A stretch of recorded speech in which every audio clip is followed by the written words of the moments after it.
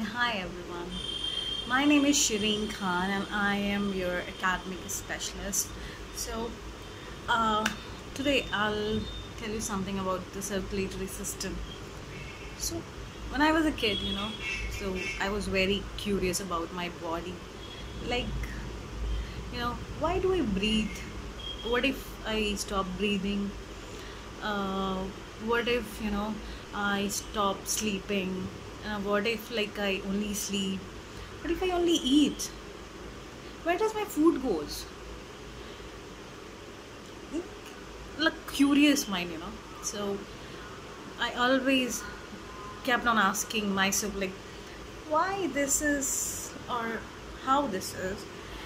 And as a child I was very active.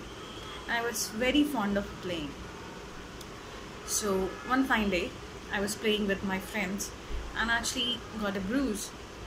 I also got a cut mark in my hand, my legs, and blood started oozing out from my skin. I was very horrified because this was not quite normal for me because I was so terrified like how this blood is coming and what if all the blood will come out of my body and I'll die. So soon after I realized that there is something in our body which actually controls this, and how our body holds this blood, you know, a lot of blood in our body.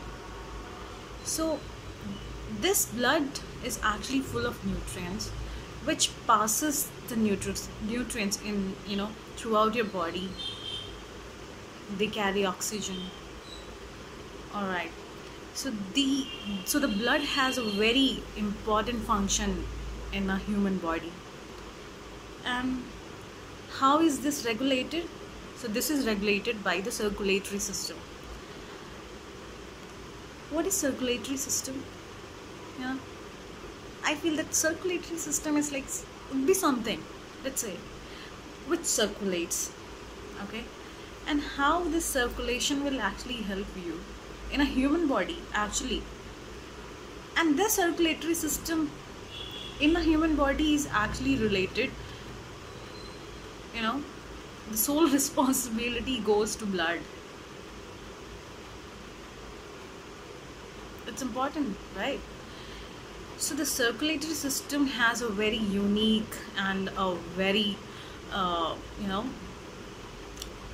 I would say it's a very essential part. Okay, so the circulatory system is also known as the cardiovascular system or the vascular system. Yes, vascular system. We humans have vascular system, which is also known as cardiovascular system, and so the plants do also have vascular system. So they actually regulates you know the nutrients and the kind of gases which are actually the electrolytes, which is actually essential for your body. And this is why this is called the circulatory system is called as cardiovascular system, because you know your heart is actually playing a very vital role in this. And heart actually has a very important role in this along with the vascular system. So these two words, cardiac and the other one is the vascular, both combined as the cardiovascular system, because now like it is actually called as the circulatory system because it helps in the circulation of the blood, fluids, electrolytes, and a lot more. So your organ systems that permits blood to circulate and transport nutrients, as I said, such as amino acids, electrolytes, oxygen, carbon dioxide, hormones, and blood cells to and from the cells in the body. So the cardiovascular system has the blood vessels that carries the blood away and from towards the heart. So your heart actually carries the blood away and also towards, oxygenates and deoxygenates. And what plays the important role in this is your arteries.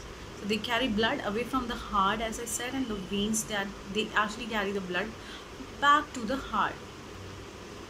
And yeah, so a lot of nutrients, oxygens, and hormones are being carried to the cells, and they actually remove the waste products like carbon dioxide, etc.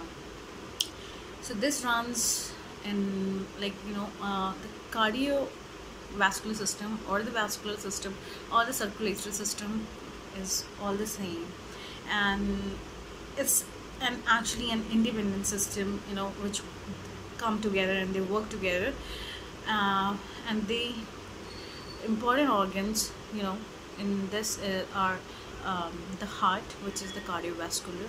Other one is the lungs, which is also known as pulmonary, and we have arteries, veins, coronary, and portal vessels, which are also known as systematic.